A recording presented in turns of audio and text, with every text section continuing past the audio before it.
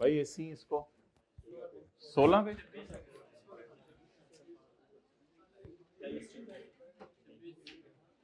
भाई इसको कर दो 23-24 पे कर दो एसी को।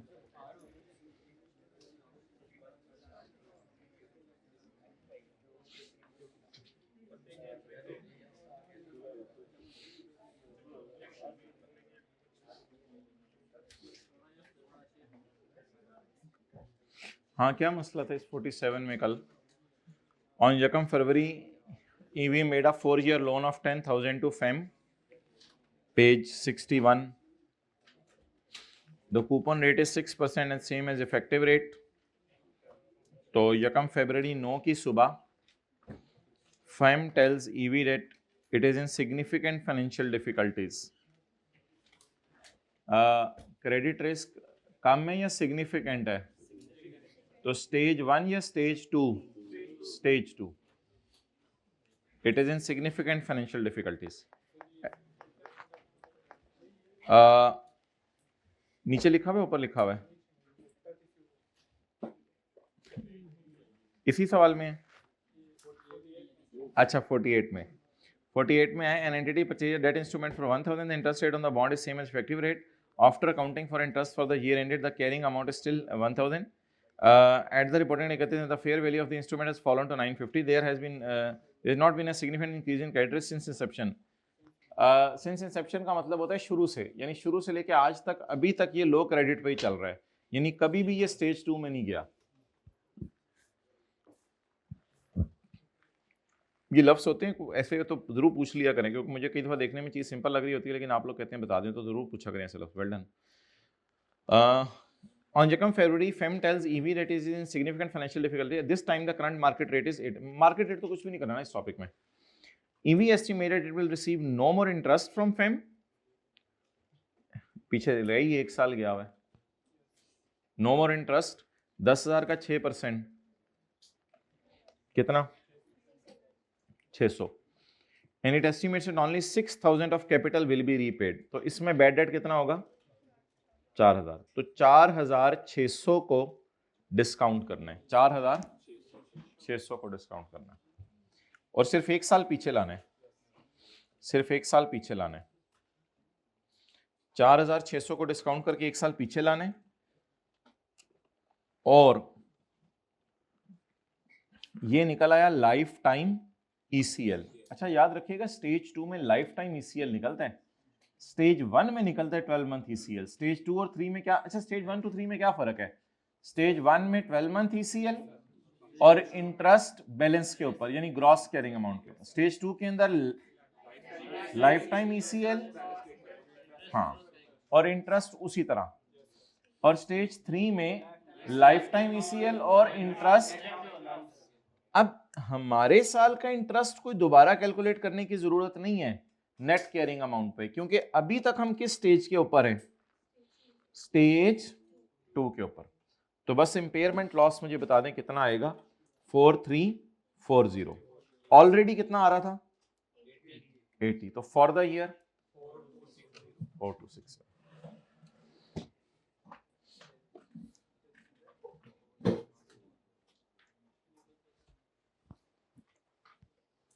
डन? ओके।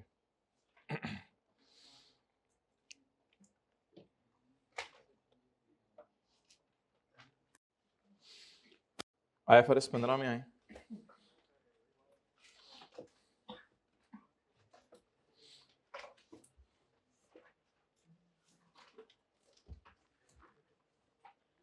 पहला सफा,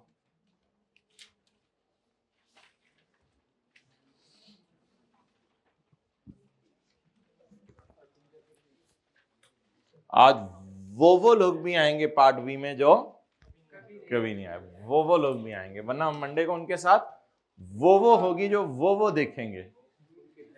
the objective of this standard, इस स्टैंडर्ड का ऑब्जेक्टिव ये है कि बच्चे सुधर जाएं, is to establish the page 113 is to establish hybrid में थर्ड रो, रेड अपर वाले भाई आपने आज सीट नहीं चेंज करनी। जो objective of this standard is to establish the principles that an entity shall apply to report useful information. भाई वो भाई आप मुरा बना के थे कल, मैंने कहा बोथ वॉल्यूम्स लेके आए, ऐसे रेड कलर का आपने क्रॉस बनाया, तो क्रॉस के बाद आके बता दिया करो क्या मसला है, इस तरह थोड़ा अजीब सा लगता है। This the objective of this standard is to establish the principles that an entity shall apply to report useful information to users of financial statements about what? About three things, बल्कि four things: nature, amount, timing and uncertainty of revenue. Nature यानी कौन सा revenue कमाया, amount कितना revenue कमाया, timing किस वक्त revenue कमाया, और अगर कोई अनसर्टेनिटी है तो वो बताते हैं। अनसर्टेनिटीज अभी हम पढ़ना शुरू करेंगे थोड़े दिनों में। And cash flows arising from the contract, और डेटर कितने पैसे देके गया है, ये स्टैंडर्ड का ऑब्जेक्टिव है। इनकम,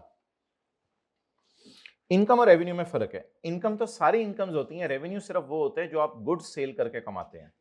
इनकम तो gain on sale of fixed asset भी होता है, इनकम तो बहुत सी चीजें होती हैं। तो असल रफ से revenue, revenue in income arising in the course of an entity's ordinary activities. Ordinary activities में जो पैसे आते हैं वो रेवेन्यू है। अगर किसी बिजनेस से इंटरेस्ट इनकम कमा ली या रेंटल इनकम कमा ली, वो इसकी इनकम जरूर है लेकिन इसका रेवेन्यू नहीं है, क्योंकि वो इसका मेन बिजनेस नहीं है। Increase in economic benefit during the accounting period in the form of inflows or enhancement of assets or decrease of liabilities.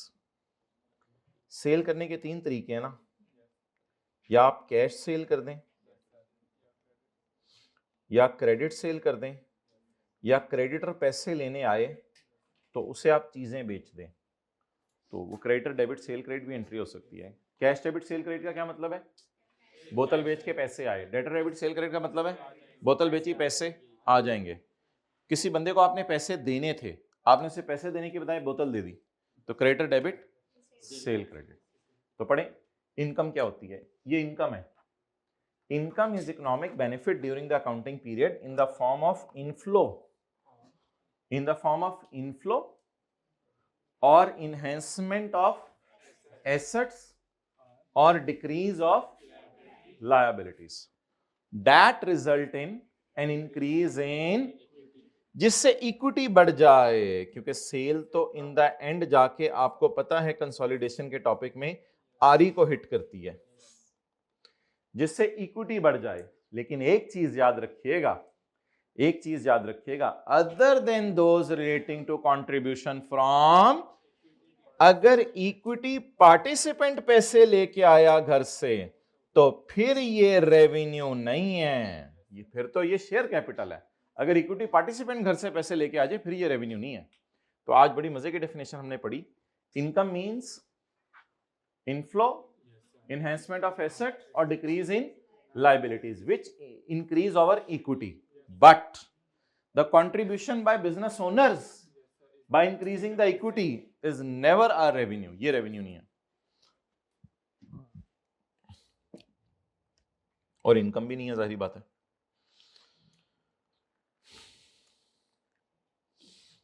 Customer entity हम हुआ करेंगे जो चीजें बेच रहे हैं, और कस्टमर जो चीजें खरीदने आया करेगा। Customer is a party that contracted with an entity to obtain the goods और सर्विसेज। इस स्टैंडर्ड में लेसर और लेसी लफ्ज यूज नहीं होगा, इस स्टैंडर्ड में लफ्ज यूज होगा एंटिटी और customer. Is a party that has contracted with an entity to obtain the goods और services that are an output. Goods क्या होती हैं, गुड्स जैसे गाड़ी बेच रहे हैं Honda, are an output of entity's ordinary activities. ये ऑर्डिनरी एक्टिविटीज में होंडा गाड़ियां बना के बेच रही है। Core principle of 5-step model. IFRS 15 is based on a core principle that requires an entity to record revenue in a manner that depicts the transfer of goods or services. ये कहता है जब चीजें ट्रांसफर करो या goods transfer करो तब revenue record कर लो टू एन अमाउंट, ऐसी अमाउंट पे that reflects the price entity expects to be entitled to, जो पैसे आपको मिलने हैं in exchange for those goods. तो कोर प्रिंसिपल स्टैंडर्ड का ये है कि जब आप चीजें डिलीवर करो और आपको जो पैसे मिलने हैं उसका रेवेन्यू रिकॉर्ड करो, ये स्टैंडर्ड का कोर प्रिंसिपल है। 5 स्टेप मॉडल हमें पता है। एग्जांपल 1 2 नहीं करनी, 2 कभी कराएंगे।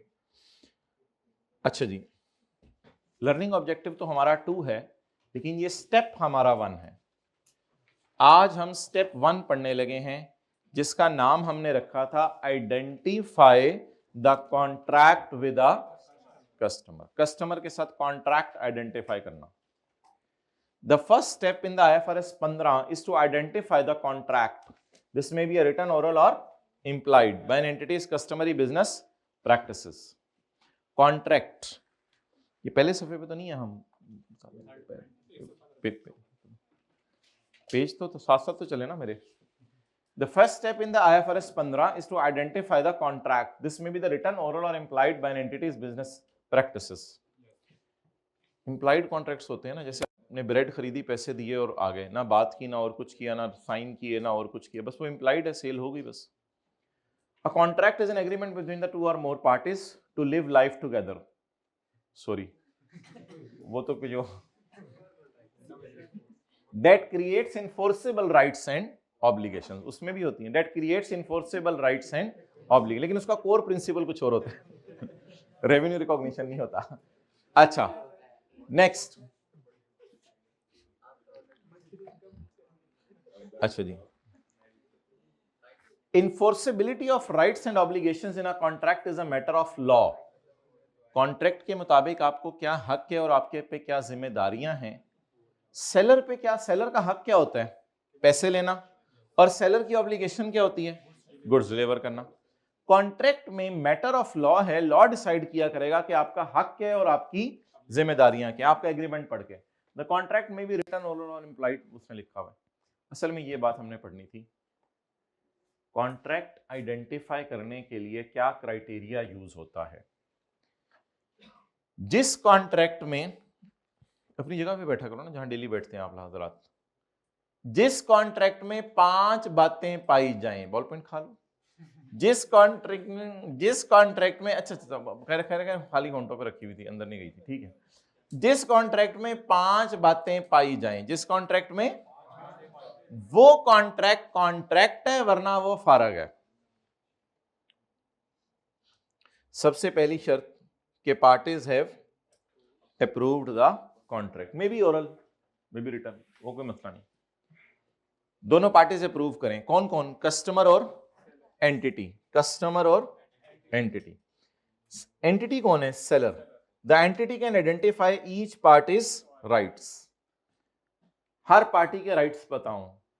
बायर का राइट होता है उसको चीजें मिल जाए, और सेलर का राइट होता है उसको पेमेंट मिल जाए। The entity can identify the payment terms, payment terms तो हमने देखी थी, कभी डेटर 2 साल बाद पैसे दे रहा था, कभी डेटर जो है वो 3 साल बाद पैसे दे रहा था।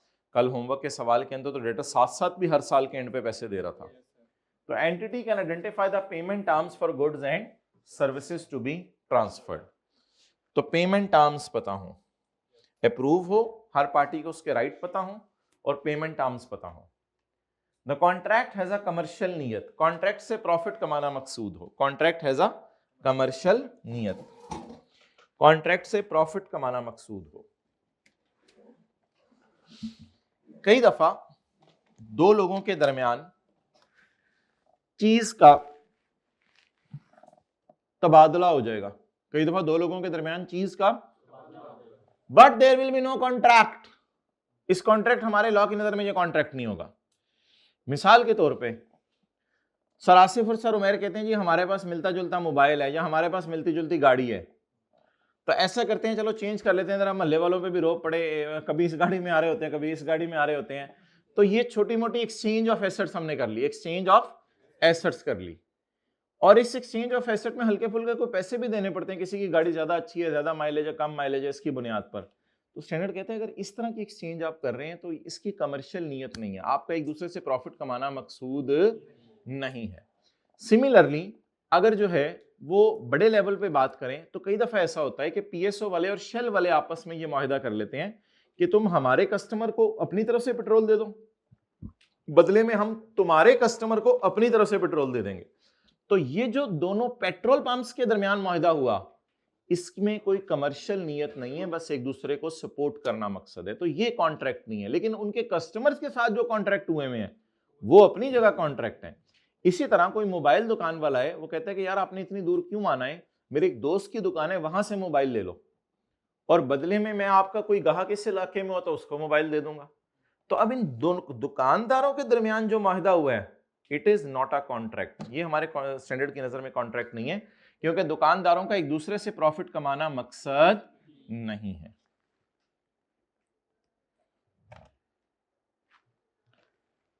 Two shopkeepers are independently operating mobile shops in different cities of Pakistan, Lahore and Karachi.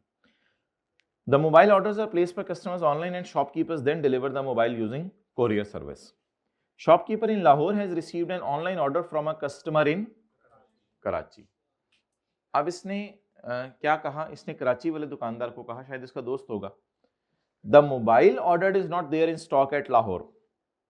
Therefore, he requested a shopkeeper in Karachi to deliver the mobile to his customer in Karachi. And in exchange, in future, we will deliver same mobile for Karachi shopkeeper to his customer, उसके customer को लाहौर में. The exchange transaction between shopkeepers. ये between shopkeepers का लफ्ज़ नई किताबों में लिखा हुआ है, पुरानी किताबें उनमें नहीं लिखा हुआ, जिनके पास पुरानी है. The exchange transaction between shopkeepers has no commercial niyat because amount of entities cash flows is not expected to change. Cash flows इसलिए चेंज नहीं होने कि एक के कस्टमर से चलती क्लास में उसका मफलर उतार रहा है, चलती क्लास में उसका मफलर उतार रहा है, हाइट ऑफ एनीथिंग ना. अच्छा जी, तो इसलिए कोई कमर्शियल नियत पाई नहीं जा रही. उसने अपना मफलर ही अगली रो में रख दिया, उससे भी अगली रो के अंदर के, चलो बच्चों की पहुंच से दूर रखें. तो आप बताएं, इन दोनों दुकानदारों के दरमियान जो मुआहदा है, क्या इससे कुछ प्रॉफिट कमाना मकसूद है या ये अपने अपने कस्टमर्स को एक्सचेंज कर रहे हैं? बस कस्टमर एक्सचेंज कर रहे हैं. The contract has a commercial substance. Contract का क्या होना चाहिए था? इस कॉन्ट्रैक्ट का कमर्शियल सब्सटेंस नहीं है. कमर्शियल सब्सटेंस वो होता है लेट आने पे कि that is the risk, timing और amount of future cash flows is expected to change. अब मिसाल के तौर पे एक बस कंपनी वाले किसी दूसरी बस कंपनी वालों से बस एक्सचेंज करें और एक की बस छोटी हो, दूसरे की बड़ी हो, तो फिर ये वाली जो एक्सचेंज है, अब अगले ने मफलर पहन लिया है, तो ये मफलर कह रहे गंदा करने के लिए पहन, ठीक है. अच्छा, अब ये जो कॉन्ट्रैक्ट हुआ है इसमें जरूर कमर्शियल सब्सटेंस पाया जा रहा है, क्योंकि अगर एक ने अपनी 10 सीटर वैगन दूसरे की 20 सीटर वैगन से चेंज कर लिया है तो फिर एक्सचेंज के वक्त एक दूसरे को पैसे भी देंगे और फ्यूचर में जो कैश फ्लोज आने हैं, एक को ज्यादा किराया आएगा, दूसरे को कम आएगा, तो इधर कमर्शियल सब्सटेंस है. लेकिन जो मोबाइल वाली एग्जांपल है दो बंदों के दरमियान, उधर कमर्शियल सब्सटेंस नहीं है, क्योंकि वहां रिस्क, टाइमिंग और amount of cash flows is not expected to change. तो कमर्शियल ट्रांजैक्शन वो होती है जिसमें रिस्क, टाइमिंग और अमाउंट चेंज हो, और अगर चेंज ना हो तो फिर कमर्शियल सब्सटेंस नहीं है. तो उर्दू में लिखें, 10 सवारी वाली वैगन 20 सवारी वाली वैगन से चेंज कर ली तो ये कमर्शियल सब्सटेंस है. 10 सवारी वाली वैगन 20 सवारी वाली से चेंज कर ली तो ये कमर्शियल सब्सटेंस है.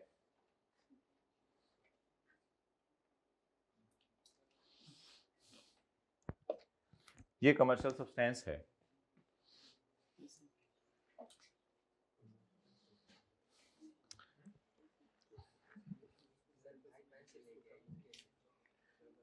अच्छा जी,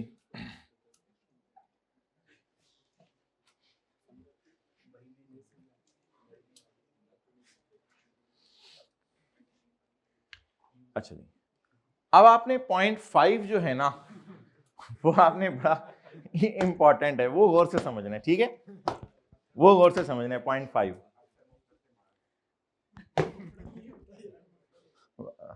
मफलर, मफरल बोल रहे हैं, मफरल, मफरल। अच्छा, it is probable that entity will collect the consideration। ये probable होना चाहिए कि डेटर से पैसे आ जाएंगे तब कॉन्ट्रैक्ट होगा। Considering only the customers ability, वो इस काबिल भी है डेटर के पैसे दे सके या नहीं, और उसकी नीयत भी है पैसे देने की या नहीं। कुछ लोगों के पास एबिलिटी होती है लेकिन नीयत नहीं होती, दे सकते हैं लेकिन देते नहीं है। It is probable that entity will collect the consideration considering only the customer's ability and intention to pay that amount of consider, जब वो देनी बनेगी। डेटर के केस में 2-2, 3-3 साल बाद का भी कॉन्ट्रैक्ट हो रहा था, तो जब हम 2 साल बाद जाएं तो उसकी उस वक्त एबिलिटी भी हो और इंटेंशन भी हो पेमेंट की, तो इसका मतलब एक कॉन्ट्रैक्ट एग्जिस्ट करता है। अच्छा जी, अब आप हजरात मुझे बता दें कॉन्ट्रैक्ट के कॉन्ट्रैक्ट बनने के लिए कितनी शराइतें? 5। पार्टीज कॉन्ट्रैक्ट को क्या कर दें? अप्रूव। हर पार्टी को राइट्स पता हो, एंटिटी को राइट पता हो, उसने ये लिखा हुआ है। एंटिटी को पेमेंट टर्म्स पता हो, कॉन्ट्रैक्ट में नियत हो कि मेरी पैसों की टाइमिंग अमाउंट वगैरह चेंज होगी। 10 और 20 बसों वाली मिसाल, इधर तो चेंज नहीं हो रही थी, कॉन्ट्रैक्ट में ये नियत हो। और आखिरी नियत ये हो कि प्रोबेबल भी हो कि उससे पैसे आएंगे, क्योंकि उसमें एबिलिटी भी है पैसे देने की और उसका इरादा भी है पैसे देने का। तो बस ये 4-5 कोई थ्योरी या एमसीक्यू टाइप सवाल आएगा तो वहां पे हमें पता होना चाहिए ये 5 चीजें आए। ये जी बड़ा इंपॉर्टेंट कॉन्सेप्ट है, ये काफी अरसे से हम पढ़ा रहे हैं। आई कैप को अब टेस्ट कर लेना चाहिए, तो कभी भी टेस्ट नहीं कर रहा। तो एक बड़ा ही ब्यूटीफुल कॉन्सेप्ट है, इसके लिए एग्जाम्पल करते हैं हम।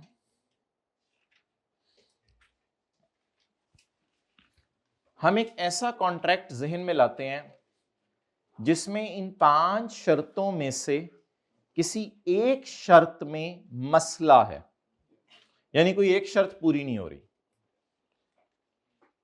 फिर अगर कुछ और चीजें पूरी हों तो रेवेन्यू रिकॉर्ड करने की इजाजत है। मिसाल, होंडा ने कॉन्ट्रैक्ट किया सर आसिफ से जिसमें right of the parties were not clear. इसको कहते हैं मसले वाला कॉन्ट्रैक्ट, क्योंकि दूसरी कंडीशन पूरी नहीं हो रही, पार्टीज को एक दूसरे के राइट नहीं पता, अनक्लियर सा कॉन्ट्रैक्ट लिखा हुआ है, वेग ड्राफ्टिंग है। 1 मिनट, क्या मसला है? इस 2-3 रोज से अब किसी को निकालना पड़ेगा एक, अगर आप लोगों ने अब बोला। अच्छा, होंडा ने सरासिफ से कॉन्ट्रैक्ट किया जिसमें पार्टीज के राइट्स नहीं पता, ठीक है जी, कोई मसला नहीं। इसके बावजूद कि एग्रीमेंट में ड्राफ्टिंग में मसला था, होंडा डिलीवर्ड कार।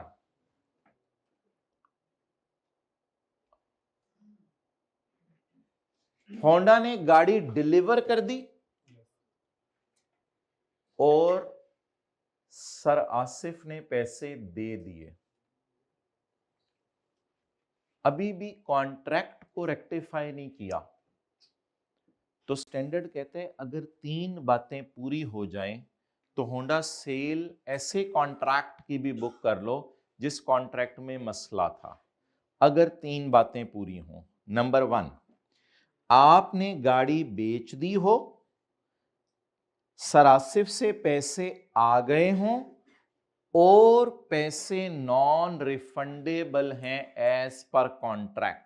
बाकी चीजें तो कॉन्ट्रैक्ट में थोड़ी से मसले मसाइल हैं, लेकिन ये लिखा हुआ है कॉन्ट्रैक्ट में कि ये पैसे रिफंड नहीं होंगे, और पैसे क्या हों?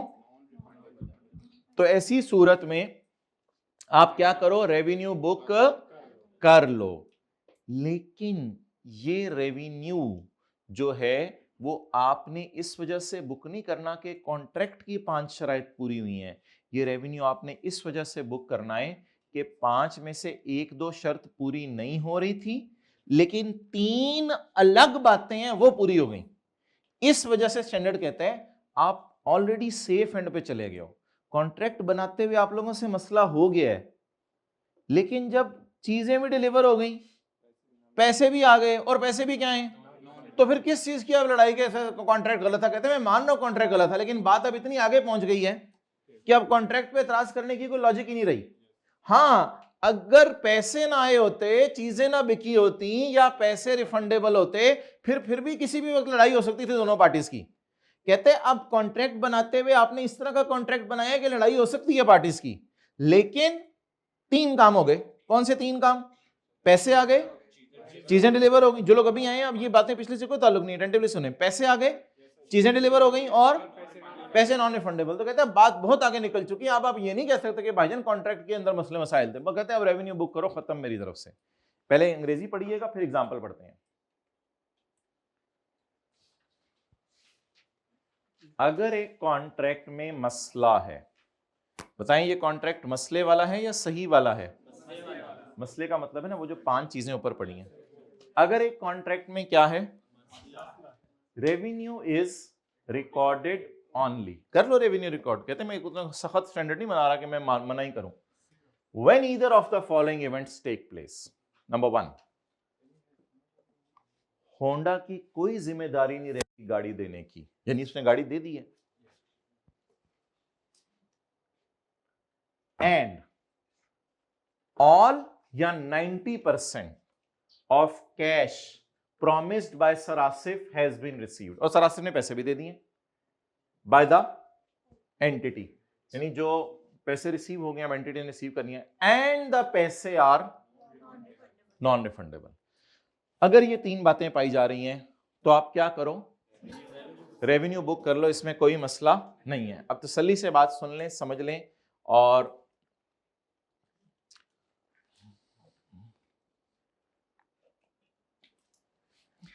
एक बड़ी मजे की बात अब इसमें हुई है। देखें, आपने ना गाड़ी डिलीवर की है 5 मार्च को। आपने गाड़ी कब डिलीवर की है? असूली तौर पे सेल बुक होती है गाड़ी की डिलीवरी पे, लेकिन हमने इस सेल को पेंडिंग कर दिया है और वेट कर रहे हैं कि पेमेंट आ जाए, क्योंकि पेमेंट नॉन रिफंडेबल है। वेट किसका कर रहे हैं? अच्छा, ये मिसाल अगर मैं इस तरह पढ़ूं,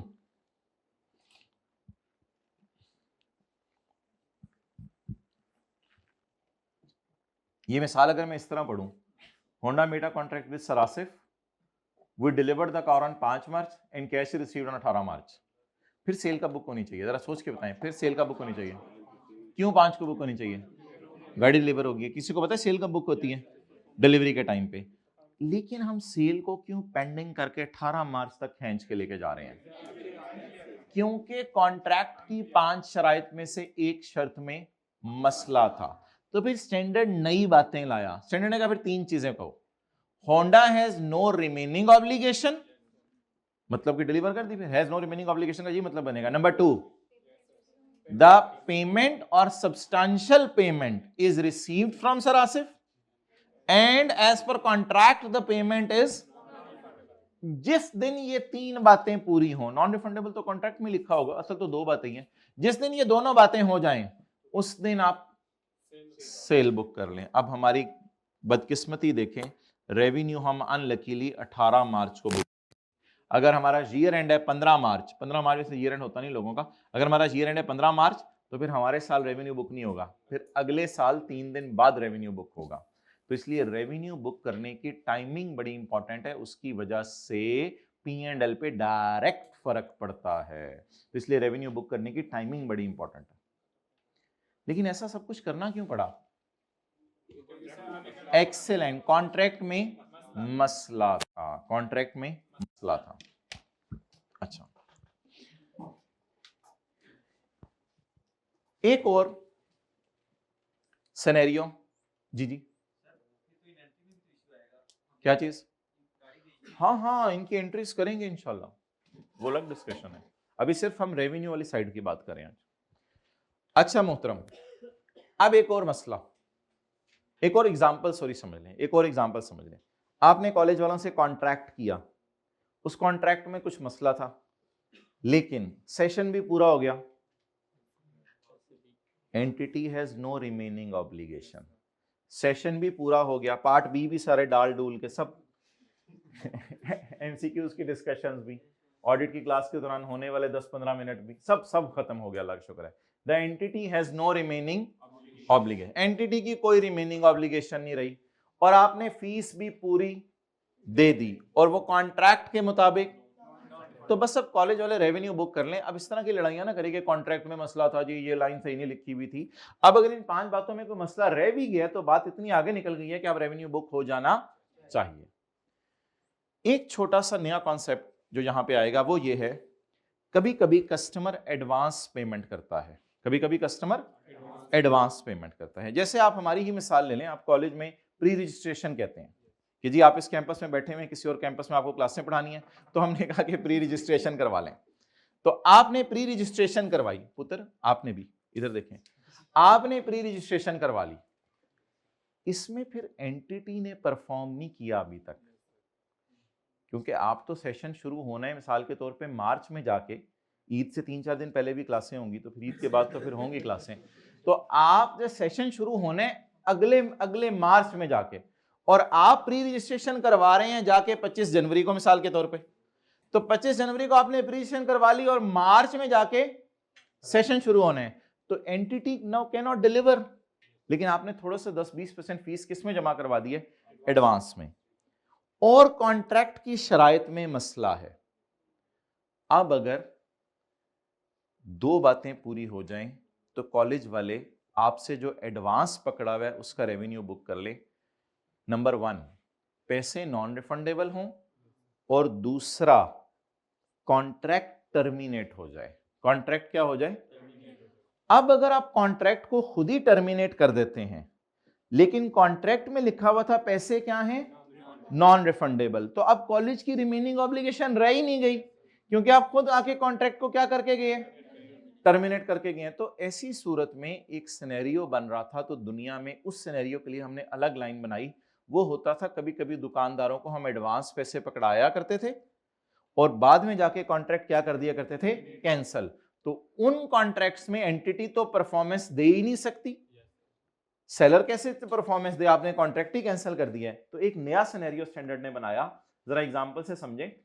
पहले इसको जरा देख लें, पिछले वाले को। Honda made a contract with सरासिफ in which rights of parties were not clear. इसका मतलब लिखा करें मसले वाला कॉन्ट्रैक्ट। कौन सा कॉन्ट्रैक्ट है? अब आई कैप को कह भी रहे हैं हम, इस तरह का कोई सवाल सवाल डाले, पता नहीं क्यों नहीं डाल रहा। ये अच्छी मिली, 2-3 एग्जांपल्स हैं, कभी नहीं इस कॉन्सेप्ट को टेस्ट किया। मसले वाला कॉन्ट्रैक्ट, वो वही डिस्काउंट एलोकेट करा रहा होता है, कभी डेटर को 2-2 साल बाद पेमेंट करा रहा होता है, वो वही अड़ी हुई है उसकी सुई। इधर इस साइड पे आए, कभी इतना बड़ा स्टैंडर्ड आया IFRS 15, अजीब बच्चे। सर पास पेपर कर लें, उससे काफी हो जाएगा। उसी पे पागल है जरा पढ़ाने हैं सारे। नहीं सर पास पेपर कर लें फिर। Honda delivered car on 5 March, cash was received on 18 March. If contract does not meet the criteria, अगर कॉन्ट्रैक्ट क्राइटेरिया मीट नहीं कर रहा तो रेवेन्यू रिकॉर्ड किया जाएगा व्हेन, कितनी बातें हो जाए, 3।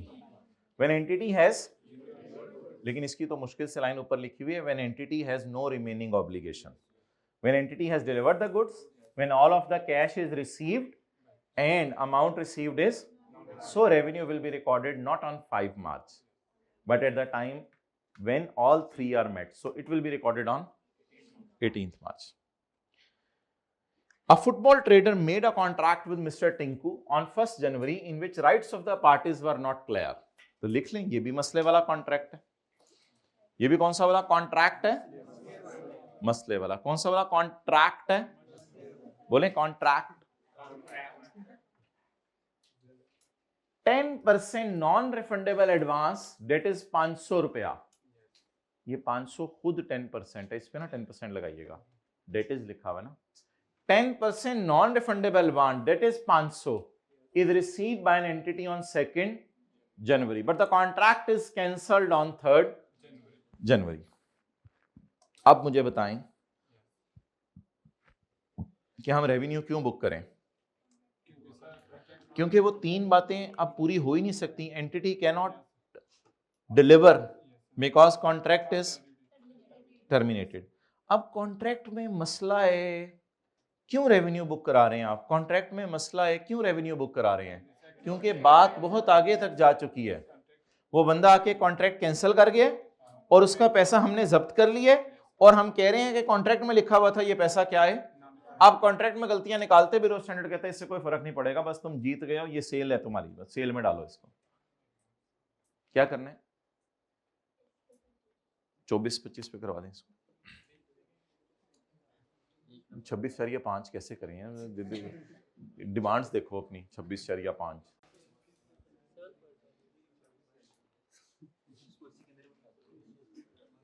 इसको इसी के अंदर बिठा दें। कमर्शियल सब्सटेंस ये होता है कि ऐसा कॉन्ट्रैक्ट जिससे आपके फ्यूचर के कैश फ्लोज में फर्क पड़ना है। यानी मैं कहूं कि मेरे कस्टमर को मोबाइल बेच दो, आप उसी तरह का मोबाइल मेरे को बेच दो, मैं बदले में आपके कस्टमर को बेच दूंगा, इससे दुकानदार को तो कैश फ्लो सेम आने हैं दोनों को। लेकिन अगर दुकानदार कोई ऐसी चीज एक्सचेंज करें जिससे फ्यूचर के कैश में इनके फर्क पड़े, तो उसको कहते हैं कमर्शियल सब्सटेंस। उसमें नहीं होगा सरासर सर मैंने गाड़ी एक्सचेंज कर ली, उससे क्या पेमेंट हल्की फुल्की से कोई गुंजाइश नहीं है। अगर बड़ी पेमेंट और फ्यूचर में गाड़ी को रेंट पे देके ज्यादा रेवेन्यू कमा सके तो फिर बड़ी पेमेंट मुराद के एक मटेरियल पेमेंट हो, यानी 3-4 लाख हो, 10-20 हज़ार हो तो फिर खैर है, लेकिन वो कॉन्सेप्ट इतना टेस्ट नहीं करा ना, वरना मैं लिख के सारा बताता आपको। Okay, entity made a contract with Mister Tinko on 1 January. तो कॉन्ट्रैक्ट के साथ आपने लिख लिया ये मसले वाला कॉन्ट्रैक्ट है। अच्छा, 10% एडवांस पकड़ लिया आपने 500 रुपया। The contract is terminated on 3 जनवरी। If contract does not meet the criteria, अगर कॉन्ट्रैक्ट में वो ऊपर वाले क्राइटेरिया नहीं भी पूरे हो रहे, revenue is recorded only when contract is terminated and पैसा received is therefore revenue will be recorded on 3 January. तो रेवेन्यू कब रिकॉर्ड किया जाएगा, बोलें 3 जनवरी। वैसे क्यों रेवेन्यू रिकॉर्ड करें, अभी तो कॉन्ट्रैक्ट के अंदर मसला है, क्योंकि बात बहुत आगे जा चुकी है। कहां तक बात पहुंच चुकी है, वो आके कॉन्ट्रैक्ट कैंसिल करके चला गया और मैंने उसके पैसे पे कब्जा कर लिया। अब अगर रिफंडेबल होता तो फिर तो वो कभी भी मांगने आ सकता है, फिर हमने जो पैसा उससे पकड़ा हुआ है ना वो हमारी लायबिलिटी है, फिर वो सेल नहीं है।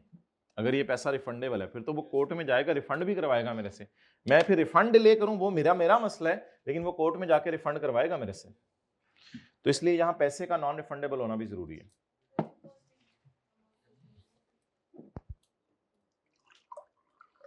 उसमें भी अगर आप कॉन्ट्रैक्ट कैंसिल ही होता है उसमें भी, वो भी ठीक है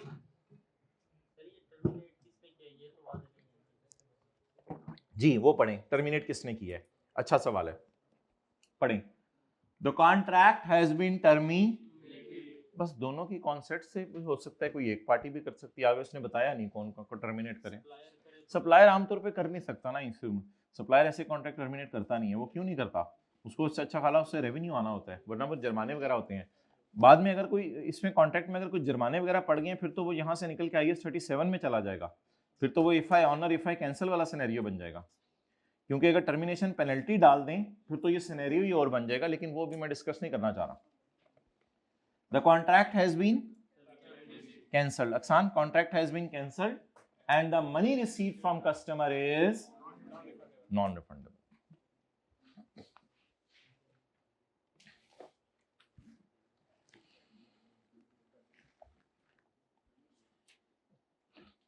अच्छा, वैसे आपसे एक चीज पूछ रहा हूं जो इससे हटके है, एक वैसे ही आपसे एक चीज पूछता हूं,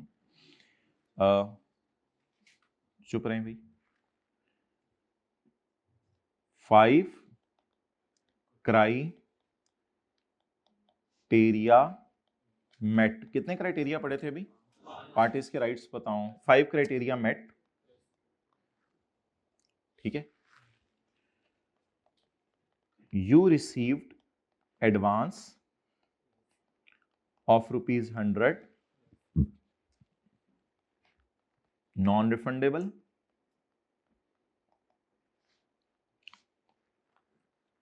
on Yakam March.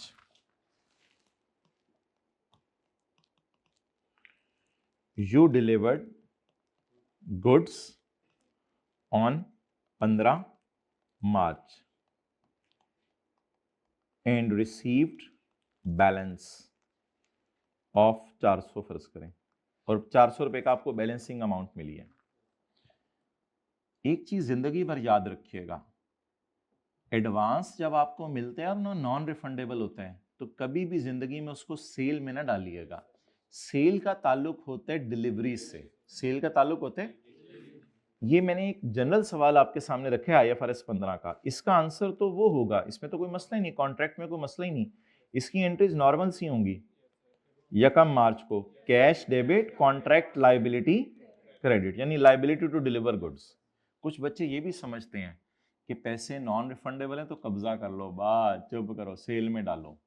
इलॉजिकल है। सेल किस चीज पे बुक होती है? सेल बुक होती है जब स्टेप 5 हो। स्टेप 5 कहते हैं कि sale is recorded when the control is transferred, when the control is transferred. तो एक बात जिंदगी में याद रखिएगा, नॉन रिफंडेबल मनी को कभी भी जिंदगी में सेल में ना डालिएगा। हाँ, डिलीवरी होने का वेट करें। 15 मार्च को मुझे लग रहा है कि आपने 500 वाली चीज बेची है, बकाया पैसे 400 दिए ना, तो सेल में 500 डाल दें, कॉन्ट्रैक्ट लाइबिलिटी खत्म कर दें 100 रुपया, और कैश ले लें 400। तो वैसे ही मैंने आपको बताना था कि कुछ बच्चे गलती से समझते हैं कि नॉन रिफंडेबल अमाउंट का मतलब हमेशा होता है कैश डेबिट सेल क्रेडिट। ये बिल्कुल ब्लंडर है। और एक और बात सुने, 1 मिनट, कॉलेज वाले भी अगर आपसे पैसे पकड़ लेना और नॉन रिफंडेबल कहें कि cash debit fees non refundable, तो कॉलेज वाले भी उसको सेल में नहीं डाल सकते। हाँ, तब सेल में डालेंगे जब आपको सर्विस देंगे। तो ये तो एक नॉर्मल सवाल है, इसका हमारे आज की डिस्कशन से ताल्लुक नहीं है।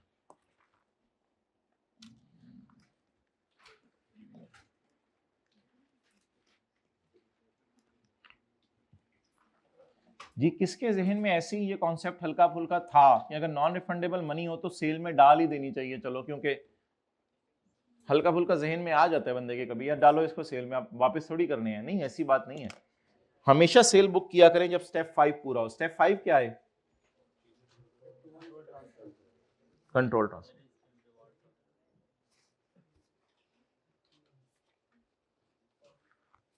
जी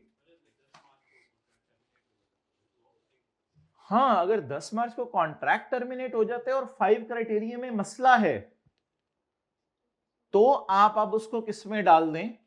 सेल में। लेकिन अगर कॉन्ट्रैक्ट सही है तो भी सेल में डाल देना। अब और करेंगे क्या? इसकी एंट्रीज हम करेंगे आने वाले दिनों में, फिर तो कुछ रह ही नहीं गया ना।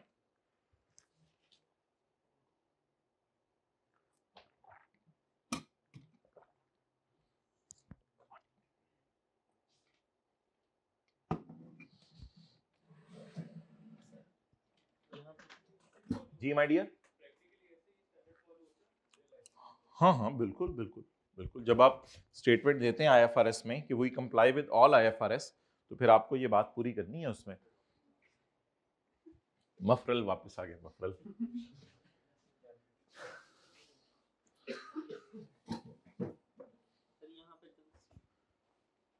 हाँ, ऐसी कुछ एंटिटीज गलत होती हैं, कैश अकाउंटिंग फॉलो कर रही होती हैं, वो कैश डेबिट सेल क्रेडिट करती रहती हैं, वो तो गलत अकाउंटिंग है, कैश अकाउंटिंग।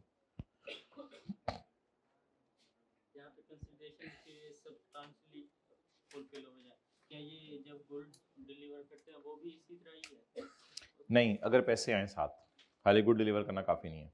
कॉन्ट्रैक्ट तो पूरा होता है, 12 कार है हमने भेजनी थी, सारी इंडिपेंडेंट है, 5 भेज दी, फिर उसकी भी हम उसका कर लें। हाँ, उसका कर लें, जितनी भेजनी, वो कोई मसला नहीं। भाई ये तो मैंने वैसे आपको एक जनरल चीज पढ़ा दी कि non refundable monies are never taken to sale unless the goods are delivered. ये तो वैसे एक बात बता दी। हम अपने मेन कॉन्सेप्ट की तरफ वापस आते हैं, उसको रिवाइज करते हैं।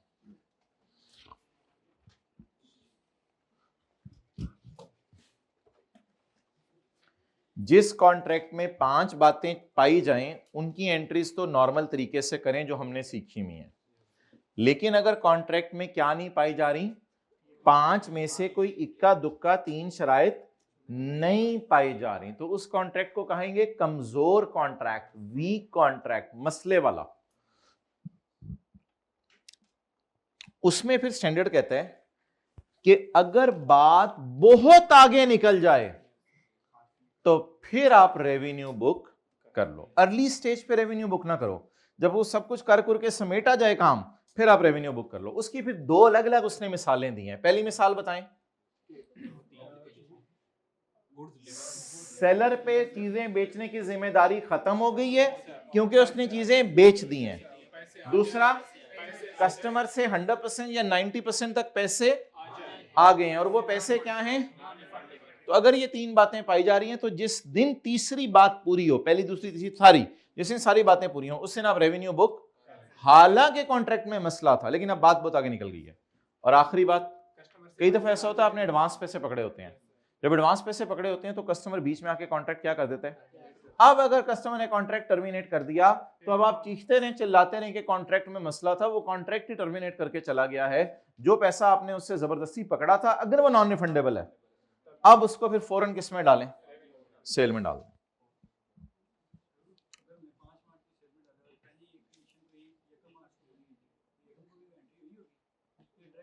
नहीं, जकम को तो हमेशा लाइबिलिटी रिकॉर्ड होगी। जकम को हमेशा लाइबिलिटी, पैसे आने पे हमेशा लाइबिलिटी रिकॉर्ड होती है जब तक ये चीजें डिलीवर ना करें।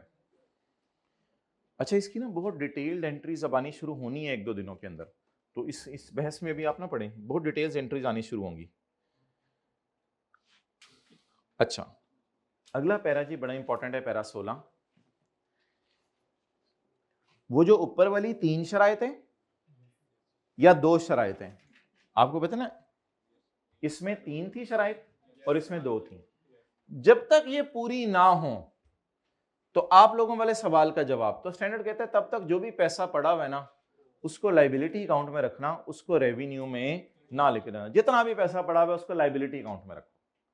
N entity shall record the consideration received from customer as a, उसको लाइबिलिटी में रखो अनटिल, कब तक पैसे को लाइबिलिटी में रखो? Until one of the above event occurs, जब तक इन दोनों में से कोई एक इवेंट ना हो जाए। और इन दोनों में से अगर कोई एक इवेंट भी हो जाए तो पैसे को लाइबिलिटी से निकाल के फौरन कहां डालो?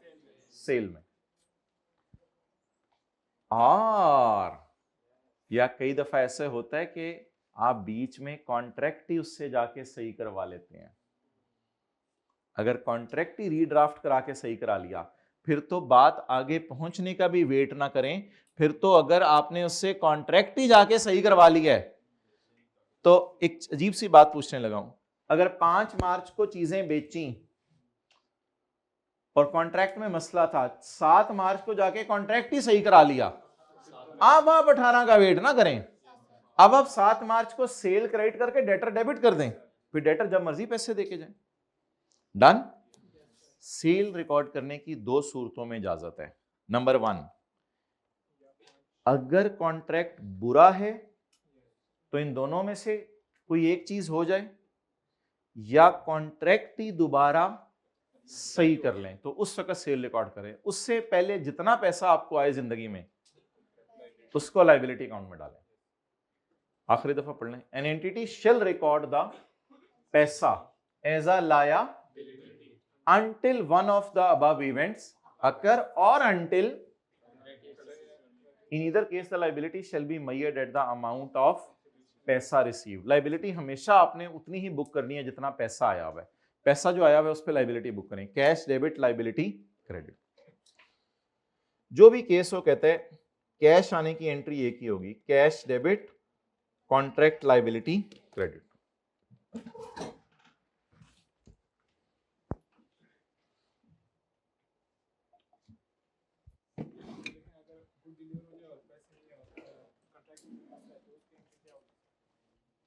गुड डिलीवर हो जाए और कॉन्ट्रैक्ट में भी मसला हो और पैसे नहीं तो फिर नहीं, फिर सेल बुक नहीं होगी। फिर आप इस तरह कर सकते हैं ना, यानी inventory hand in hand credit inventory with customer debit. बस इस तरह कर लो कि मेरी इन्वेंट्री उसके पास पड़ी हुई है, फिर और क्या कर सकते हैं हम? वो तो बाद में लाइबिलिटी, वो बोले तो सवाल करने हैं, वो तो डिटेल है। आखिरी कॉन्सेप्ट पढ़ेंगे आज की क्लास का, आखिरी कॉन्सेप्ट,